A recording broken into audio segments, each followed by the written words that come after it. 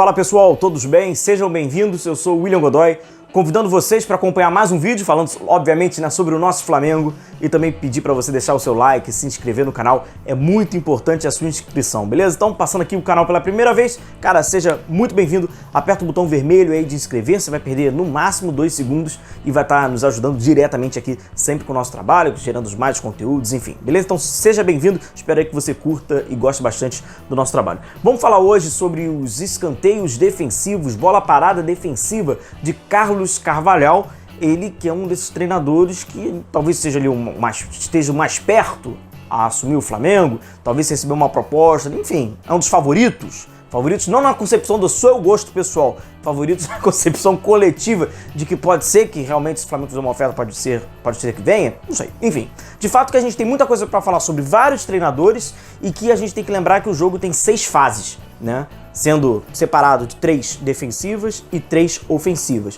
Transição, organização e bola parada. Então, inclusive, a gente vai falar uma dessas 6, que é a bola parada defensiva, como é que é feito isso. Nós falamos na época do Renato Gaúcho, como é que o Renato Gaúcho fazia, né, a sua alternativa de marcação defensiva, acabou mudando no finalzinho ali da sua passagem pelo Flamengo, e a gente acaba e trata um pouquinho do Carlos Carvalhal, inclusive para você conhecer e ficar sabendo desse treinador português. Compartilhe o vídeo, que é sempre muito importante. Ontem, como todos sabem, né, foi protocolar eleição do Flamengo e o Rodolfo Landim vai ter então mais um triênio pela frente.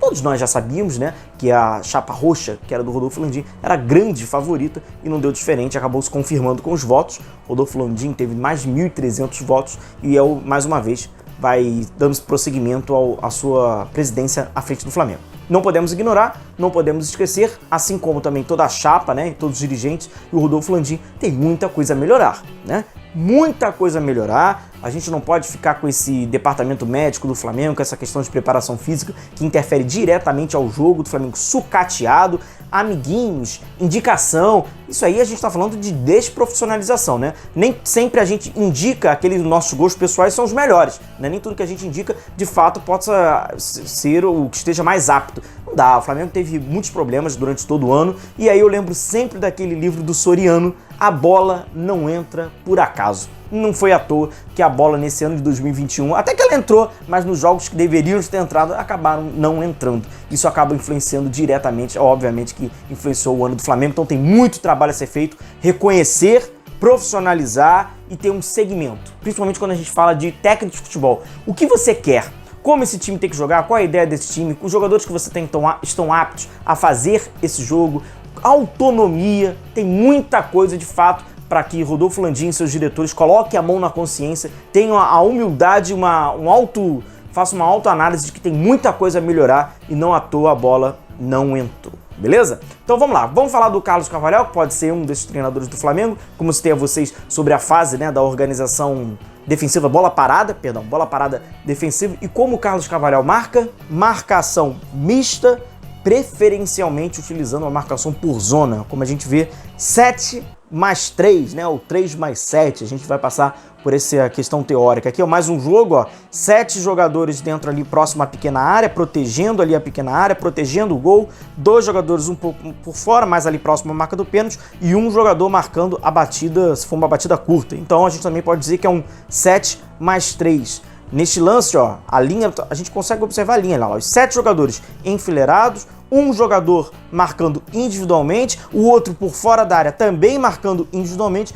um outro jogador por fora, né, ali buscando mais seria a segunda bola, o rebote, então uma marcação mista. Lembrando que a marcação mista é quando tem jogadores marcando por zona e alguns jogadores marcando individualmente. Por que eu falo que, né, a grande maioria deles é quase uma marcação por zona? Porque, né, de 70% dos jogadores estão marcando por zona, né? Então há uma predominância grande de jogadores marcando por zona dentro da área da equipe do Braga. Lembrando que a gente está sempre, né, pegando esse time do Braga, que é o atual, né, o trabalho autoral da equipe do Carvalhal.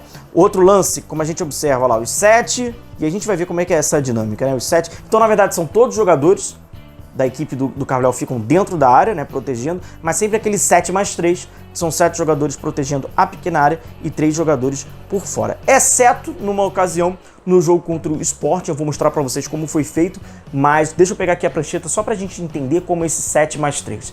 Primeiro que a gente tem que tirar aquelas ideias do que é o certo e o que é o errado, assim como, né, são os gostos pessoais, e de fato tem alguns pontos que são muito importantes, que acabam, né, como todo esquema tático, se potencializa, e tem outros que acaba sendo um déficit. E a gente vai entender como é que é esse 7 mais 3. Vamos lá.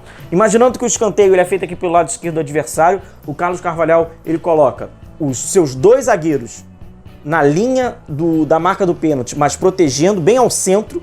Normalmente é o lateral esquerdo que faz o segmento, então segue aqui uma linha, né, com 5, 6 jogadores, 2 jogadores protegendo, né, a primeira batida, a batida da trave, sempre com a proteção da pequena área. Já foram feitos diversos estudos que realmente os escanteios, quando eles são cobrados, sobretudo os fechados, né, para a pequena área, a conclusão ali tem o maior índice de acerto. Ele utiliza um jogador para ficar no rebote, então ele é o gatilho, é o déficit, mas eu vou falar um pouquinho mais à frente. 2 jogadores, e aí normalmente esse jogador ele fica marcando individualmente para impossibilitar a ultrapassagem, porque alguns clubes, obviamente, você vai estudando, vai entendendo algumas identidades do jogo, você vê, poxa, então se eles posiciona todo mundo ali próximo à pequena área, eu vou botar um jogador bom cabeceador vindo de trás na correria. Então é exatamente por isso que ele marca esse cara individualmente, para nem que seja para atrapalhar, tá? Para ele não ser manipulado. A galera de trás marca por zona. E este jogador, que acaba fazendo, né, esse 7 mais 3, que são esses 3 caras, ele marca, se for a cobrança mais curta, ou até mesmo ele ajuda para fazer esse gatilho de contra-ataque, ou também para marcar individualmente se tiver algum jogador aqui nesse setor. Por isso que a gente acaba chamando, né, de 7 mais 3. O que acontece, como vocês devem ter observado em algumas imagens, não fica nenhum jogador fora da área para fazer realmente esse gatilho de contra-ataque, ou aberto de um lado, ou aberto do outro. O que isso pode vir a implicar?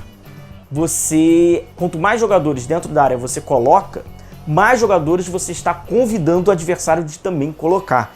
Então você tem que se garantir de proteger a sua pequena área e também se garantir que você não vai receber um sufoco na segunda bola. Imagine a situação. Cruzamento para a área, você tira. Se não tem ninguém fora da área, o rebote vai ser do adversário. Então, possivelmente, haverá mais uma bola para dentro da área. Então, como a gente fala que tudo é muito bem treinado e sincronizado, eles não apenas têm que sincronizar para a primeira bola, para tirar essa primeira bola, mas também para o movimento de saída, para tentar fazer uma pressão, enfim, porque virá uma segunda bola, né? Virá na ocasião mais uma bola para dentro da área, porque estão todos dentro dela. É um método que a grande maioria hoje dos treinadores utilizam. Eles não se preocupam do que vai vir a acontecer depois, eles se preocupam do que acontece neste momento, então eles se preocupam em proteger a pequena área, colocando aí, cada um faz de uma forma. Então o Carvalhal fica claro, né? Coloca 2 mais à frente, 5 enfileiradinhos, entre eles os zagueiros, que teoricamente são os melhores cabeceadores, e 3 jogadores mais distantes, alguns marcando individualmente e um mais para puxar um contra-ataque, mais para ser o gatilho. O que aconteceu contra o Sporting? Aí a gente observa, né, que houve uma mudança um pouquinho no comportamento.